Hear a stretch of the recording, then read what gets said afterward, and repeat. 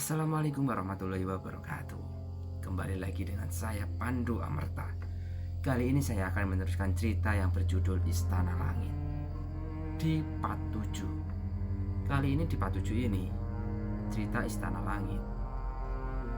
Ada pertempuran di alam gerbang neraka dari beberapa pimpinan wilayah yang berkumpul. Antaranya ada Tori juga. Apakah Tori akan selamat dari pertempuran itu? Sebelum kita memasuki cerita, jangan lupa dulu untuk mengklik tombol subscribe dan lonceng notifikasinya. Oh ya, saya juga banyak-banyak terima kasih kepada Sinta yang sudah mengizinkan saya untuk membawakan cerita ini. Langsung saja kita memasuki ceritanya. Selamat mendengarkan. Suasana kembali hening. Sejenak angin berhenti. Awan hitam terlihat memerah berputar di atas kami dengan sedikit kilatan petir yang menyambar. Aku dan Sinta hanya bisa menjadi penonton. Mereka sudah memiliki level yang jauh berbeda dari kami. Sinta, Sabrani, Sira, dan Sire tidak bisa mengeluarkan kemampuan penuhnya di gerbang neraka. Karena mereka bukan penghuni gerbang neraka, mereka tidak memiliki segel dan membuat kemampuannya ditekan di batas tertentu. Mbah Sabar mampu merubah wujud menjadi sosok yang jauh lebih kuat, mampu mengendalikan 7 elemen yang berbeda. Konon, 7 elemen yang dimiliki Mbah Sabar berkaitan dengan 7 inti kehidupan Nayo Genggong. Ketika Nayo Genggong dan Mbah Sabar bergabung, bertarung untuk saling melengkapi, tidak ada pimpinan wilayah manapun yang bisa menandinginya. Bahkan Raja Abimanyu sangat sulit menundukkan mereka berdua. Kawanku sekalian, siapa berikutnya yang ingin maju? Kata Caraka. Kenapa kau tidak maju saja, Kalaka? Kata salah seorang pemimpin wilayah, Jagule. Jagule adalah makhluk merah bertubuh gemuk, perut buncit, memiliki sepasang tanduk, dan giginya sangat tajam. Jagure salah satu makhluk tertua di gerbang neraka. Konon dia lahir di gerbang neraka dari seorang wanita ras monster yang mati terbunuh saat perebutan wilayah. Jagure lahir dengan merobek perut ibunya sendiri yang sudah mati. Dia memakan mayat-mayat yang ada untuk bertahan hidup. Jagure semakin kuat seiring berjalannya waktu. Dan suatu ketika, dia membunuh pimpinan di suatu wilayah dan menggantikannya. Caraka, dasar bodoh, sahut Onin. Kalaka. Jagure mencoba menirukan. Caraka, Kalaka, dasar bodoh, otak kecil kau, kata Onin kesal. Siapa yang kau bilang otak kecil? Kau yang bodoh, balas Jagure. Tawa Caraka melihat kelakuan mereka. Jagure dan Onim sebenarnya adalah musuh karena melayani penguasa yang berbeda.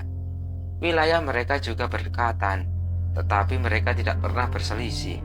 Mereka hanya saling perang mulut saat bertemu, tanpa pernah bertarung. Namun karena adanya mereka berdua, wilayah antara keduanya menjadi stabil. Tidak pernah ada perseteruan. Meskipun dari mereka berdua pernah diperintahkan untuk saling merebut wilayah, mereka hanya saling berhadapan tanpa pernah saling serang.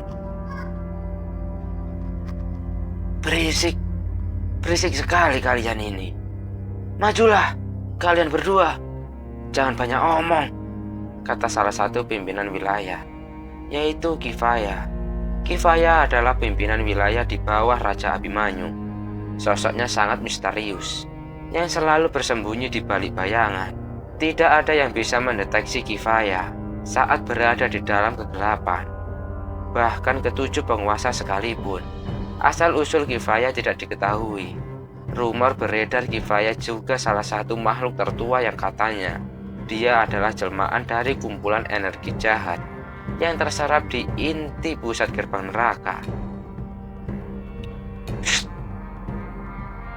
Hei, apa-apaan ini? Jagure diselimuti kabut hitam. dan berpindah ke tengah area pertempuran. Begitu juga yang dialami oleh Onim. Dia juga dipindahkan ke tempat area pertempuran oleh Kifaya. Hei, apa? Kita benar-benar akan bertarung sekarang? Aku lapar, kata Onim. Kau bodoh, banyak omong, balas Jagure. Kau itu yang bodoh, dasar otak kecil, Onim balas lagi. Krek. Kau lihat, apa otakku kecil? Belas Jagure yang membelah tengkoraknya dan memperlihatkan otaknya. Aku lapar, kata Onim sambil mengeluarkan air liurnya saat melihat otak Jagure. Hap. Hei, Onim, apa yang kau lakukan? Berontak Jagure. Tiba-tiba aja Onim melahap Jagure. Mulut Onim bisa melebar seperti karet.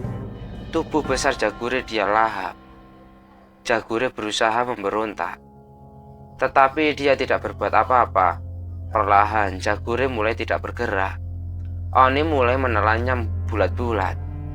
Pemandangan yang sangat mengerikan. Itu bukanlah sebuah pertarungan, tetapi malah terlihat seperti predator yang sedang memangsa buruannya. Melihatnya membuatku merinding. Memang tidak salah bahwa gerbang neraka adalah tempat yang paling mengerikan yang pernah ada. Onim bersendawa setelah menelan bulat-bulat Jagure. Aduh, kenapa aku memakannya? Malang sekali nasibmu. Onim menangis terseduh-seduh. Jagure dan Onim memanglah musuh karena berbeda penguasa, tetapi mereka secara tidak sengaja telah menjalin persahabatan yang sulit dijelaskan. Onim pastinya sangat menyesal telah menelan Jagure, tetapi rasa lapar Onim tidak bisa ditahan saat dia melihat sesuatu yang dia bisa makan. Sungguh konyol, kata salah seorang pimpinan wilayah musuh, yaitu Tantra. Tantra adalah makhluk yang mampu mengendalikan roh. Kedua senjatanya aneh, mampu menghisap jiwa seseorang. Semasa hidup dia adalah seorang dukun sakti pemakan manusia. Asalnya tidak diketahui, dia juga ahli dalam membangkitkan makhluk yang sudah mati untuk menjadi pasukannya. Tetapi tidak semua makhluk bisa dia bangkitkan, hanya makhluk yang tingkatannya berada di bawahnya saja. Oni masih menangis terseduh-seduh, namun sesaat kemudian dia berhenti menangis dan memegangi perutnya. Onim nampak kesakitan. Dia berguling-guling dan menghantam tanah berkali-kali untuk menahan rasa sakitnya. Onim berteriak sangat kencang. Perut Onim meledak dan tercapik-capik. Saat itu juga muncul Jagure dari dalam perut Onim. Perlumuran zat hijau asam lambung Onim. Onim seketika tumbang dengan perutnya yang berlubang. Salah satu pimpinan wilayah Onim gugur secara mengenaskan. Salahmu sendiri, tiba-tiba memakanku. Apa ini? Tolong! Jagure tidak menyadari bahwa dia diselimuti oleh asam lambung yang mematikan. Asam lambung Onim lebih panas daripada lahar. Perlahan tubuh Jagure meleleh dan akhirnya dia juga tumbang. Dan satu lagi, salah satu pimpinan wilayah gugur. Pertarungan antara Onim dan Jagure tidak ada pemenangnya. Mereka sama-sama mati di area pertempuran. Benar-benar konyol. Bisa-bisanya makhluk macam mereka menjadi suatu pimpinan wilayah. Gumam Tantra. Jangan merasa so hebat, Tantra. Bagaimana jika kau bertarung denganku sekarang? Tantang Kifaya. Tantra dan Kifaya sama-sama memiliki elemen kegelapan. Keduanya pernah bertarung sebelumnya, beberapa ratus tahun yang lalu, dan tidak ada pemenangnya. Sudah lewat ratusan tahun, akhirnya mereka bertemu kembali. Sangat tidak terduga pertarungan antara Onim dan Jagure menimbulkan suasana yang menyeramkan. Kedua belah pihak tidak ada pemenangnya, sama-sama gugur di area pertempuran. Bekas pertarungan Onim dan Jagure masih terasa hangat di pikiran kami. Tetapi kedua pimpinan wilayah Kifaya dan Tantra sudah mulai memanas. Kifaya hilang di antara kegelapan dan muncul di tengah-tengah area pertempuran, sedangkan Tantra berjalan santai menyusulnya.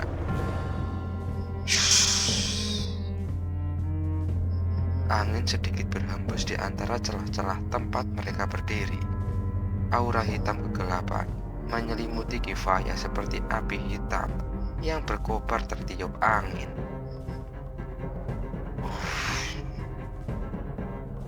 Tantra memainkan kedua senjatanya dengan lihai. Aura merah bercampur hitam menyelimuti tubuh Tantra. Begitu juga dengan kedua senjatanya yang sepertinya sangat mematikan. Amita, Bacan, kenapa tindakan tidak terpuji ini harus dilanjutkan? Kata Naraya. Memang, kau bisa menghentikannya, Biksu Naraya, saut Faras yang masih memejamkan matanya. Tidak. Aku hanya menggerutu seorang diri dan tidak berharap akan ada yang berkomentar atas ucapanku, jawab Naraya. Faras melanjutkan tidurnya. Sira masih saja gemetaran. Kami tidak tahu apa yang mengganggu dirinya. Menurutku, Sira tidak akan terganggu dengan kemunculan semua pimpinan wilayah yang ada. Pasti ada sebab lain kenapa Sira begitu waspada hingga dia gemetaran. Sebenarnya apa yang terjadi dengan Sira? Dia terus berdiri di sana dengan tatapan serius dan waspada. Kataku penasaran. Aku juga tidak mengerti, suamiku, balas Sinta. Kami tidak mengerti apa yang sedang Sira lakukan. Dia terus gemetar sambil memegang kedua senjatanya dengan erat. Kifaya dan Tantra masih saling berhadapan tanpa melakukan apa-apa. Mereka berdua sama-sama memancarkan energi yang besar dan sama-sama tidak memiliki celah sedikit pun. Bagi yang tidak tahu, mereka berdua hanya saling pandang dan terlihat membosankan. Tetapi sebenarnya mereka berdua sudah memulai pertarungannya. Ini disebut pertarungan mental. Lengah sedikit saja bisa menjadi malapetaka. Hei, mau sampai kapan kalian berdiri di sana? Teriak Ganesh. Diamlah kau, Ganesh. Kau ini memang sangat berisik. Inai menyahut. Bisakah kau diam? Tidak usah pedulikan aku bicara, kata Ganesh jengkel. Suaramu itu menjengkelkan, Ganesh, balas Inai. Apa?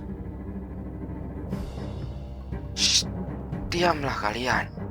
Aku tidak nyaman mendengar kalian bercakap. Sambil meregangkan badan Faras mengatakan. Ganesh dan Inai langsung terdiam. Mereka tidak mau menyinggung Faras yang sedang istirahat. Para pimpinan wilayah di bawah Raja Abimanyu tidak pernah mau menyinggung Faras maupun Bagun. Mereka berdua seperti hukum berjalan yang tidak bisa disinggung oleh siapapun. Cukup lama, Kifaya dan Tantra saling menatap. Tapi akhirnya salah satu dari mereka mulai beraksi. Shhh. Kifaya tiba-tiba lenyap menjadi kabut hitam yang menyebar di area pertempuran. Tantra tetap berdiri di tempat, tidak sembarangan bergerak. Kabut hitam mulai mengelilingi Tantra. Di belakang Kifaya sudah siap untuk menikamnya dengan senjata khusus miliknya. Tra, tra. Tantra dengan mudahnya menagih setiap serangan tersembunyi yang dilancarkan oleh Kifaya. Tantra tidak memiliki titik buta. Dia mampu melihat di segala arah. Matanya ada di mana-mana. Tantra mengendalikan roh yang sudah dia sebar sebagai matanya.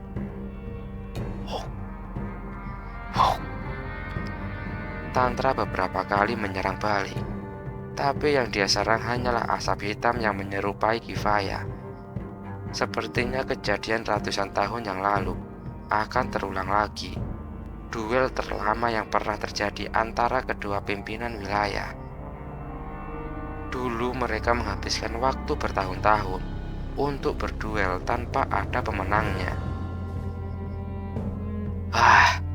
Ini mulai membosankan, kata Hares. Mari percepat situasi ini, kata salah satu pimpinan wilayah musuh, yaitu Yasop. Yasop adalah seorang pembunuh profesional. Awalnya sebelum tiba di gerbang neraka, asal-usulnya tidak diketahui. Konon, dia pernah membunuh lebih dari 500 orang hanya untuk kesenangannya sendiri. Dia menjadi iblis setelah dia dihukum gantung. Dia bangkit dari kematian dan meneror siapapun yang dia temui. Hukum alam tetap berlaku. Dia akhirnya masuk ke gerbang neraka. Dari semua pimpinan wilayah, dia adalah penghuni neraka yang baru-baru ini masuk ke gerbang neraka. Yasop menghilang dan tiba-tiba berada di belakang Kifaya.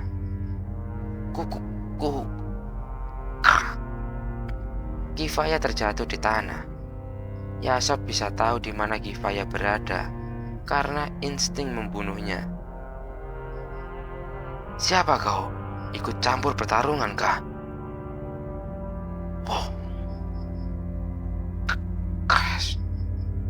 Tantra tidak menyia-nyiakan kesempatan saat Kifaya teralihkan oleh Yasop. Kedua senjata aneh Tantra menyayat Kifaya dan melahap energi hitam yang ada padanya. Kifaya tidak bisa berbuat banyak. Dia terhisap sampai kering oleh senjata Tantra. Tidak ada yang menyadari bahwa Tantra dibantu oleh Yasop karena kabut hitam yang menutupi area pertempuran. Setelah kabut hitam hilang, semua diketahui siapa pemenangnya. Tubuh Kifaya mengering dan sangat mengenaskan. Pemenangnya adalah kabut hitam berkumpul kembali. Tubuh Kifaya diselimuti kabut hitam tersebut. Dan beberapa saat kemudian, kurang ajar, beraninya kalian bermain keroyokan, kata Kifaya tidak terima. Meskipun Kifaya selamat dari maut, dia tetap mengalami kerugian. Sebagian jiwanya telah dihisap oleh Tantra. Kifaya bukan lagi lawan baginya. Apa maksudnya kawanku? Tanya Caraka. Dia ikut campur dalam pertarungan kami. Jika bukan karena dia, aku tidak akan mengalami kerugian seperti ini, kata Kifaya sambil menunjuk Yasop. Hei anak baru, benarkah yang dia katakan? Tanya Utpar. Tidak, dari tadi aku di sini, kata Yasop yang berada di belakang Hares. Kalian semua memang kumpulan pengecut hina, kata Kandra. Hei, siapa yang kau maksud pengecut? Yasop dari tadi di belakangku. Jangan asal bicara kau. Hares tidak terima. Benar-benar mengganggu istirahatku. Kedua mata Fares terbuka lebar.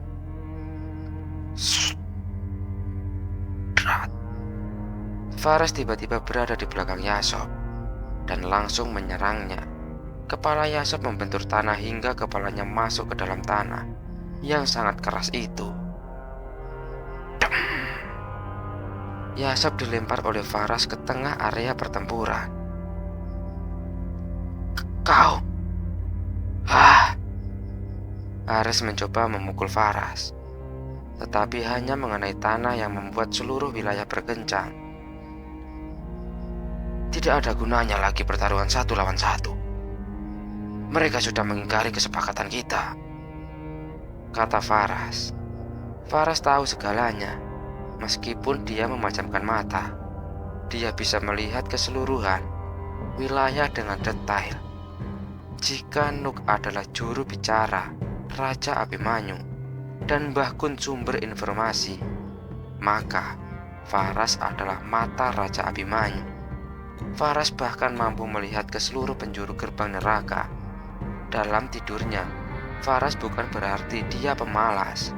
Saat dia memejamkan kedua matanya, dia mampu melihat apapun yang ingin dia lihat. Tidak perlu banyak bicara lagi, kata Agna.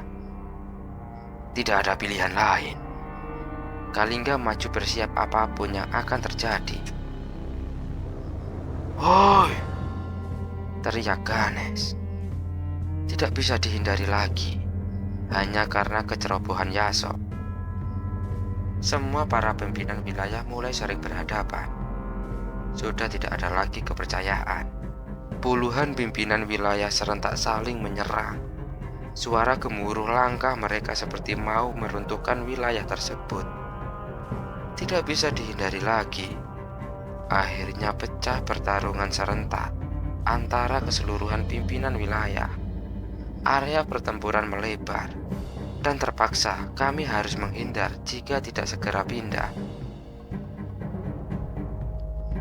Nah, mundurlah, perintah Mbah Sabar. Kami memang tidak ingin ikut terlibat dalam pertarungan mereka dan memilih untuk mundur menjauh dari area pertempuran. Sira masih tetap berdiri tidak bergerak dari tempatnya. Kami tidak bisa membujuk Sira. Terpaksa kami meninggalkan dia.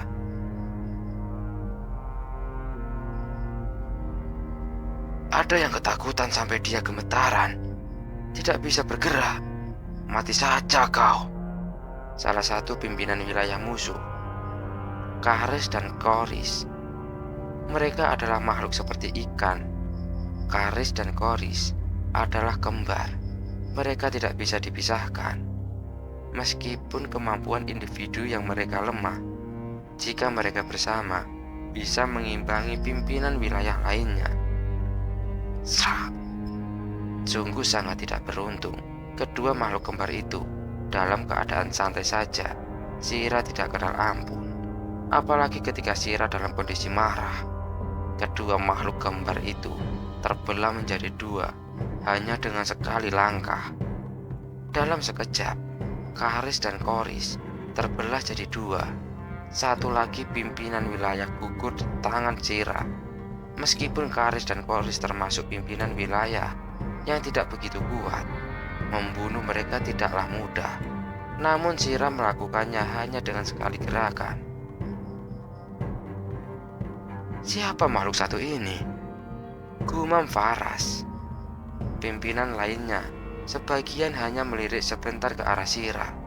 Mereka pastinya memiliki pikiran yang berbeda menanggapi tentang Sira.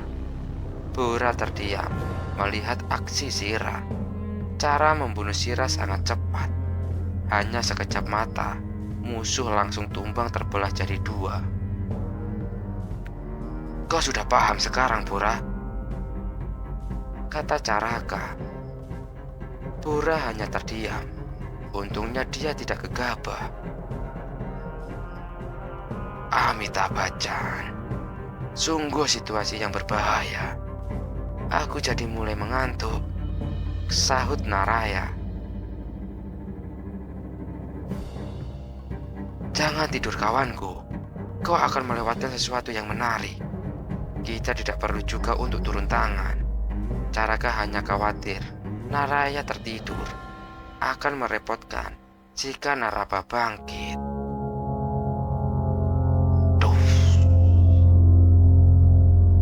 Di sisi lain pertarungan dua saudara terlihat sangat sengit. Dua ekor manusia burung saling tikam di udara dengan berbagai elemen yang melengkapinya. Angin puting beliung berputar-putar diselimuti oleh api yang berkobar, disaut oleh petir berbagai macam warna yang menyambar. Kegelapan seakan sirna akibat dari pertarungan mereka. Di udara terlihat berwarna-warni, indah namun mengerikan. Kandra dan Kalingga berterbangan, saling menyerang. Suara gemuruh pertarungan di mana-mana. Wilayah Gandra mungkin tidak akan bertahan lama jika semua pimpinan wilayah tidak segera dihentikan pertarungannya.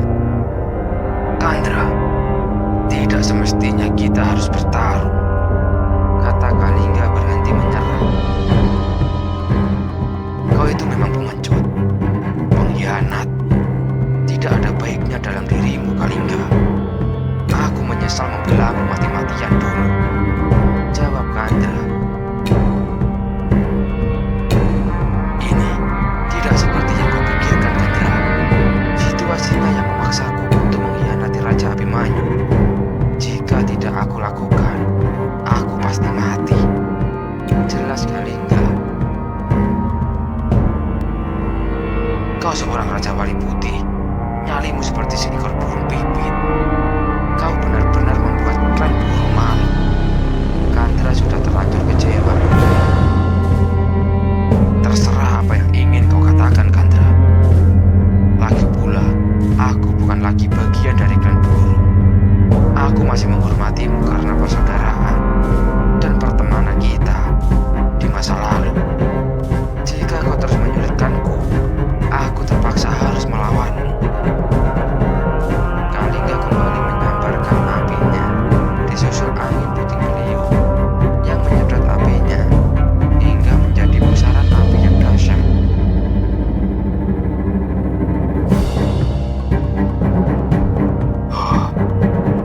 Semenjak kau mengkhianati Raja Abimanyu, aku sudah tidak menganggapmu sebagai teman. Suatu saat kau pasti juga akan mengkhianatiku juga, jika kau dalam posisi yang sama.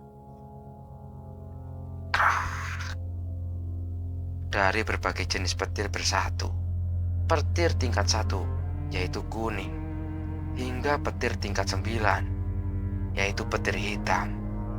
Kandra tidak main-main menghadapi Kalingga, begitu juga sebaliknya. Akhirnya jadi kacau juga, kata Yasop sambil menghindari area pertempuran. Yasop tidak suka dengan pertarungan secara terbuka. Dia lebih suka menyerang diam-diam. Yasop celingukan mencari musuh yang lengah. Dan kebetulan tidak jauh dari tempatnya ada seorang makhluk yang berdiri diam. Mangsaku adalah kau. Yasop menghilang dan langsung berada di belakang sosok yang sedang menggunakan jubah merah, sedang berdiri diam. Kedua tangan Yasop yang seperti belalang sembah siap mencabiknya. Yasop, hindari dia, teriak Hares. Hei, Buk. Sungguh sial bagi Yasop. Mungkin Yasop adalah seorang pembunuh profesional, tapi yang dia hadapi juga seorang pembunuh jauh lebih lihai dibandingkan Yasop. Kepala Yasop menggelinding di tanah. Sekali lagi, Sira membunuh salah satu pimpinan wilayah. Yasop telah gugur. Yasop! Duk, duk. Haris yang tadinya diam menjadi penonton, berlari menghampiri Yasop. Seluruh area bergetar karena langkah Haris. Kurang ajar, beraninya kau membunuh Yasop. Haris sangat marah melihat Yasop berdiri tanpa kepala. Sira kini diincar oleh Haris yang tengah dilanda kemarahan. Yasop dikenal sangat baik kepada Haris, walaupun Yasop belum lama berada di gerbang neraka. Saat pertama kalinya Yasop tiba di gerbang neraka, dia langsung bertemu dengan Hares. Karena sikap humor Yasop, Hares sangat menyukainya. Tidak pernah ada makhluk penghuni gerbang neraka yang mampu membuat Hares tertawa, kecuali hanya Yasop seorang. Kematian Yasop pastinya membuat Hares marah besar. Hares berlari sangat cepat dan hendak menerjang Sira. Saudara, Gong, minggir kau. Langkah Hares terhenti terbentur dinding yang tidak terlihat. Sabrani terpaksa ikut masuk dalam pertempuran. Mau bagaimanapun, Sira dulu adalah rekan seperjuangan, hidup dan mati saat melindungi kerajaan langit. Sabrani tidak lagi main-main. Dia benar-benar serius menghadapi Hares. Kurang ajar, minggir. Dang. Hares berkali-kali memukul penghalang Sabrani. Namun Sabrani sudah mulai tampak kepayahan. Krik, krik. Hares terpukul mundur oleh serangan tongkat Caraka. Kawanku, mereka tidak ada hubungannya dengan ini. Jika kau menginginkan pertarungan, hadapi aku, tantang Caraka. Amitabh Bachchan. Naraya datang menghampiri Caraka. Minggir kalian berdua. Soma, bantu aku menyingkirkan mereka, kata Hares kesal. Kenapa harus aku? Ini sungguh merepotkan, jawab salah satu pimpinan wilayah, yaitu Sauma. Sauma adalah iblis terbang. Dia memiliki tanduk yang panjang. Dia juga salah satu penghuni terlama di gerbang neraka dan salah satu makhluk tertua. Sauma juga dikatakan dekat dengan penguasa yang memiliki hak istimewa seperti Faras. Asal-usulnya tidak diketahui. Pada dasarnya, Sauma pendiam dan tidak suka banyak bertingkah seperti pimpinan wilayah lainnya. Hanya kau yang diam saja. Cepatlah bantu aku, Hares memaksa. Hah? Sungguh merepotkan, jawab Sauma berjalan pelan. Celok, celok, celok. Setiap langkah Sauma meninggalkan bekas api hitam di tanah. Ini akan merepotkan jika mereka berdua maju, kata Caraka. Amita, terima kasih atas bantuan kalian, kata Sabrani. Tidak perlu berterima kasih. Ini adalah masalah kami. Kalian yang bukan penghuni di sini tidak perlu ikut campur, jelas Caraka. Bora, tempat ini tidak lama lagi pasti akan runtuh.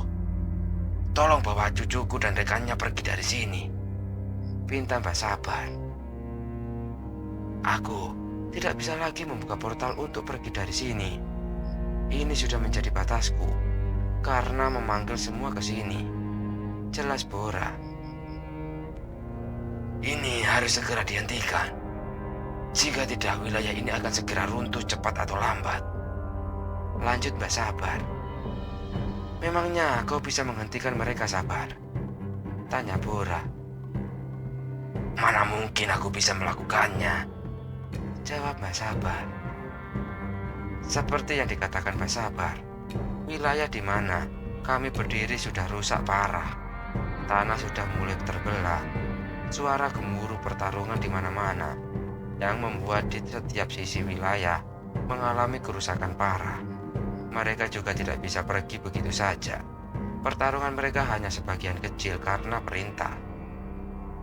Selebihnya adalah dendam pribadi masing-masing pimpinan wilayah.